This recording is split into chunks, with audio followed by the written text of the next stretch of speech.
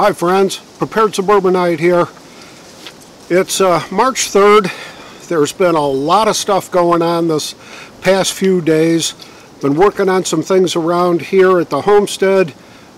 Just went through the tail end of the northeaster. We caught the southern part of that nor'easter with lots and lots of high wind, and I've got a dangerous situation out in the backyard with a downed tree, and I'll show you that in a minute. But what I want to focus this video on today is, are we winning the battle or are we losing the battle? So stick around.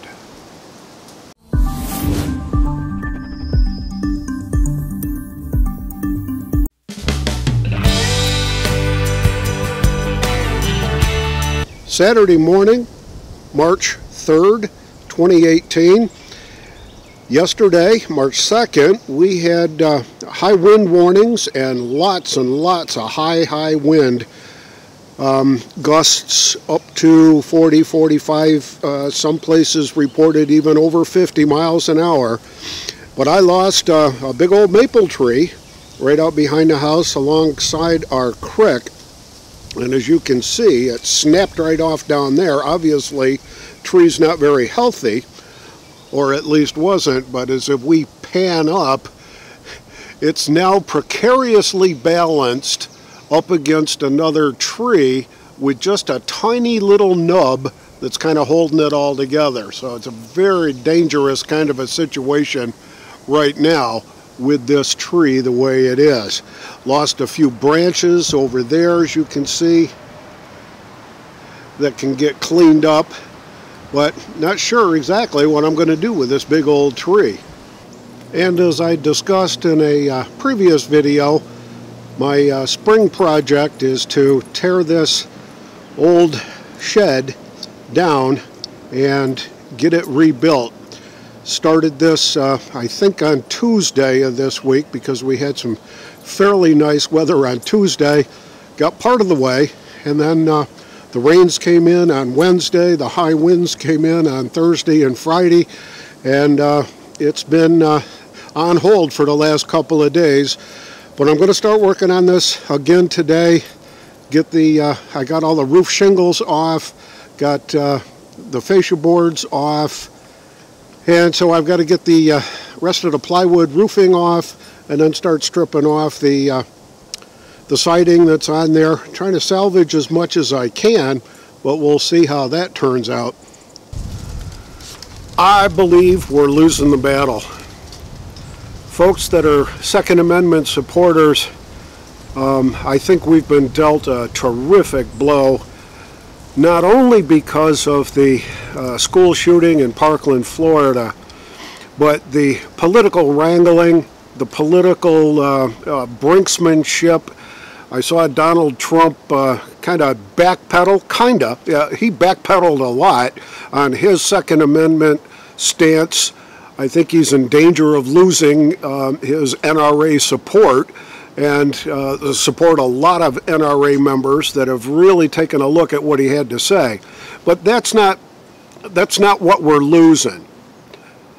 When was the last time you actually heard positive news about the National Concealed Carry Reciprocity Act? Far as I can tell, it's dead in the water, and it's never going to get resurrected in its current form.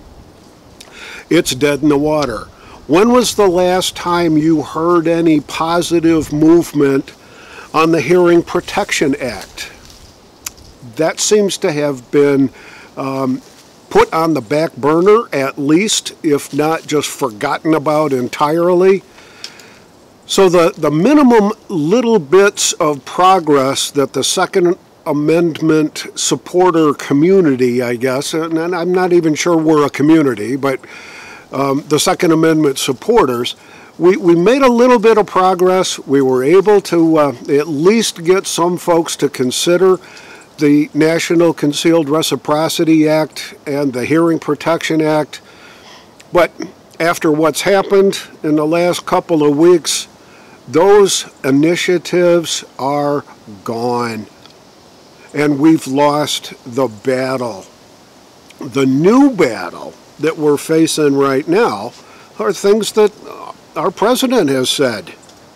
Take the guns first and then go through due process second. Well, wait a minute. Second Amendment has been violated with that statement, and the Fourth Amendment has been violated with that statement.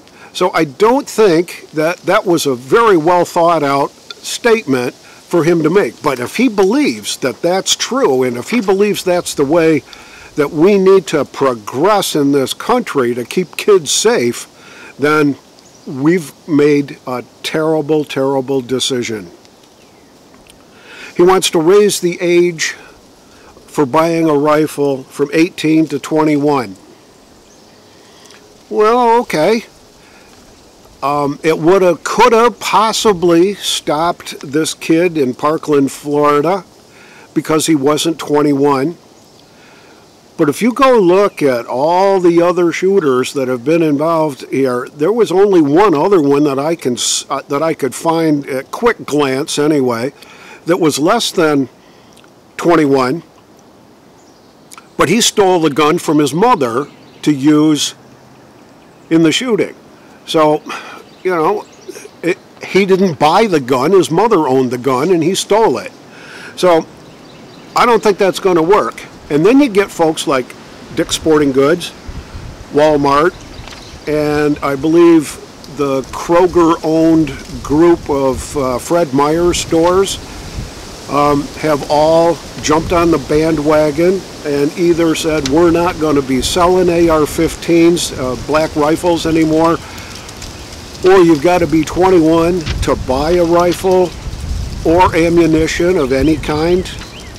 Well, yep, they're losing support too. I got to give certain folks credit for rising to the occasion when Delta and a few of the others decided that they were going to end their NRA support, and there was some backlash, and bless the folks in Georgia for pulling their tax favorable status from Delta in Georgia. Gee whiz. But that's how we're going to have to learn how to fight back. Trump has also said that he wants to expand the national background check system. And yeah, there are some pretty obvious weaknesses in the background check system, in that there are somewhere over 30 states, according to Dana Lash, that are not required and only report about 80% of the qualifying restrictions on purchasing a firearm, but they only report about 80% of it. That means that 20% of those populations in those 30-plus states is prohibited by law from buying a firearm, but nobody knows anything about it because the National Criminal Investigation Background Check System doesn't know about those people. Well, do we endorse forcing those kinds of things to happen? And then what about the mental health checks? What are we going to be doing with folks that are, say, over 65 that needed some help or currently need some help balancing their checkbook, paying their bills, those kinds of things? All of a sudden now that is considered a bottom line for taking their guns away. The other thing that's out there that's been floating around in the lexicon of common sense gun control measures that we can all agree on are the gun violence protection orders or the gun violence restraining orders. And I'm going to call them the gun violence confiscation orders. Right now, California, Connecticut, and I believe the state of Washington have a form of a gun violence restraining order law on the books. And in those three cases, none of them provide for any due process for the accuser, or for the accused, sorry. There's there's a bunch of requirements that the accuser has to go through in order to obtain a gun violence restraining order. And it's done in a lot of cases to prevent suicides. And, you know, my heart goes out to folks that are in such dire straits as that they consider suicide a viable option, but they need help. And no, they probably should not have weapons at their disposal. But this law, the way it's written, at least in those 2 states that I was able to read their laws, and possibly even in Washington, because it appears that they just copied what was going on in California and Connecticut and passed it into their law books in the state of Washington, that this can be anything. This can be anything. All you got to do is provide an argument, maybe, for the judge to consider, and he's going to issue the gun violence restraining order, which then prompts the law enforcement in those areas to go confiscate guns. And it may be at that point that the accused has a right to challenge. Well, I'm not so sure that that's what the lawmakers really intended, or at least I hope it's not what they intended.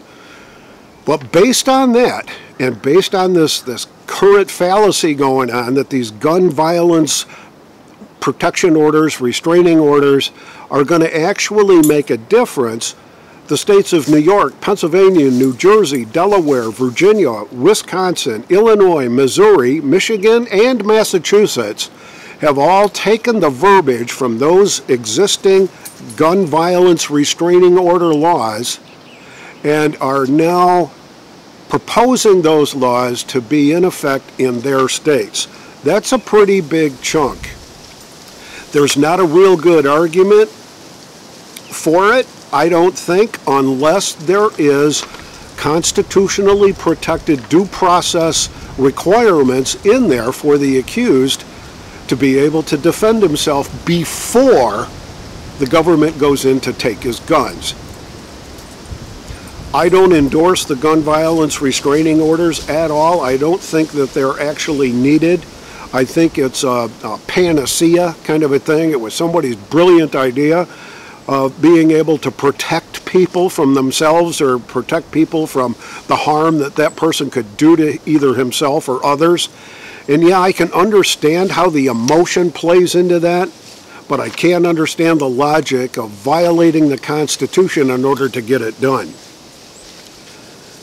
The biggest thing I think that's happened this week is H.R. 5087. This is the big one. This is the assault rifle, the assault weapons ban. It's gonna ban anything that's a semi-automatic that can carry a detachable magazine and has a couple of other minor little requirements. And it does look like, the way it's been proposed, that there may be a grandfathered clause, but it's not going to accomplish anything. I learned today that my representative in the House of Representatives was a co-sponsor of that bill. And I just finished writing to him to tell him and to remind him of his oath of office. And his oath of office says that he will protect and defend the Constitution of the United States.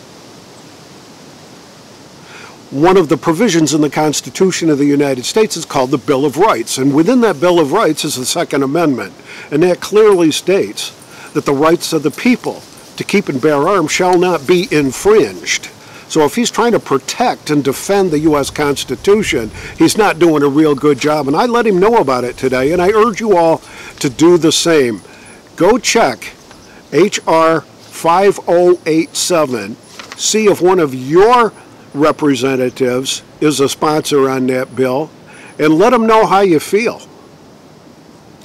If your representative is not a co-sponsor on that bill, write to him to let him know that you oppose that bill, if you do.